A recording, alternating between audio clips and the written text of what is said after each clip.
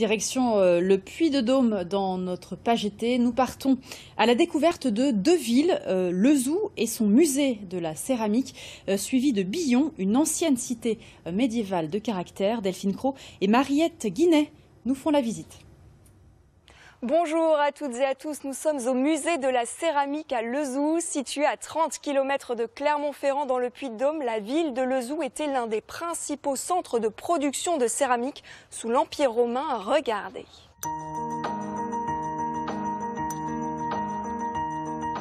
Une couleur rouge-orangé caractéristique, un vernis brillant et des motifs variés. Ces céramiques sigillées ont été fabriquées il y a environ 2000 ans pendant l'Antiquité romaine. À l'époque, Lezoux était un grand centre de production avec une activité de fabrication très diverse. Ça va de l'assiette à des coupes qui sont faites pour présenter simplement les aliments, à des gobelets pour boire, etc.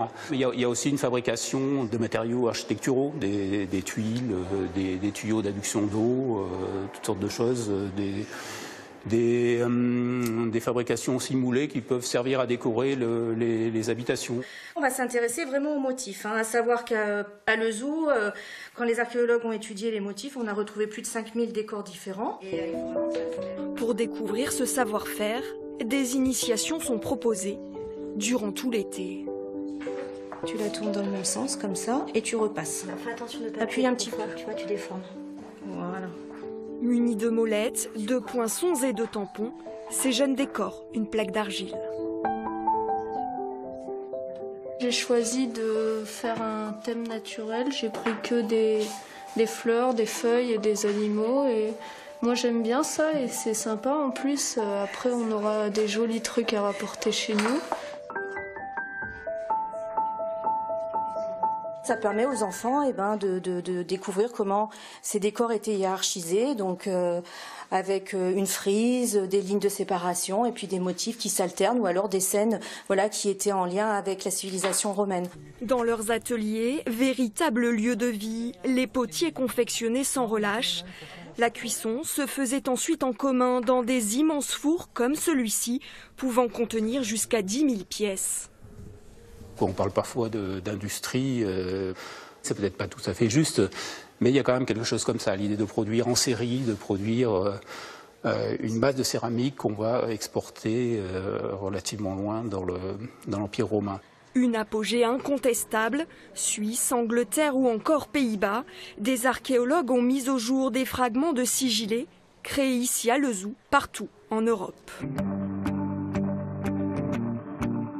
Nous avons quitté Lezoux, fait 10 minutes de trajet en voiture pour venir à Billon, ancienne cité médiévale de caractère. Pour en parler, je suis avec Denis Sibien. Bonjour. Bonjour. Vous êtes guide conférencier du Pays d'Art et d'Histoire, le centre historique où nous nous trouvons a vraiment gardé toute son authenticité. Ah oui, c'est un quartier très homogène avec des maisons à pans de bois. C'est un quartier qui était enserré d'une muraille, donc très dense, avec des rues qui tranchent, des pavés de basalte pour le sol qui viennent trancher avec les couleurs plus claires des façades pour certaines maisons à pans de bois, pour d'autres avec des enduits assez clairs. Parmi toutes ces maisons, il y en a une qui est très connue, c'est la maison du boucher. La maison du boucher fait partie des maisons les plus connues de Billon. Comme d'autres maisons de Billon, elle a un rez-de-chaussée qui est construit en pierre de taille, avec une pierre très blonde, très chaude, qu'on appelle l'arcose. Surtout, elle repose sur un avant-solier, c'est-à-dire qu'il y a une sorte de petite galerie qui est comme une transition entre le rez-de-chaussée et les étages. Et c'est une maison qui montre la vocation commerçante en fait, de ce bâtiment. Maisons, quartiers qui sont vraiment finalement le reflet de la puissance de Billon à l'époque médiévale. Oui, Billon a été la 4e bonne ville d'Auvergne, c'est donc une ville d'importance, une ville qui a une fonction administrative, c'est une ville qui est au pied des monts du Livradois, mais qui est aussi la dernière ville de la plaine de la Limagne, donc c'est une position stratégique pour le commerce, donc c'est une ville effectivement qui va fournir des ressources importantes à son seigneur, qui n'est autre que l'évêque de Clermont.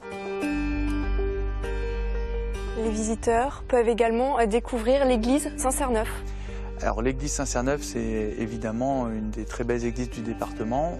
Bon, le chantier a eu plusieurs étapes, mais aujourd'hui, ce qu'il en est à voir, c'est une crypte romane du XIe siècle, dans laquelle se trouvent des peintures murales des années 1200, très intéressante. Et puis le chantier est remanié parce que Billon, comme c'est une ville de pouvoir, d'art, de culture et d'avant-garde, on va construire une des premières églises gothiques du département. Et dans cette église gothique, eh bien, on va aménager différentes chapelles. Dans l'une d'elles, il y a un programme peint du XIVe siècle qui raconte le passage de la vie à la mort, et c'était une chapelle funéraire qui est aujourd'hui voilà, un des très beaux ensembles de peintures murales de la région. Merci Denis Sibien pour toutes ces explications. Après avoir découvert toutes les richesses de Billon, vous pouvez aller vous promener dans les sentiers du Parc naturel régional du Livradois-Forez.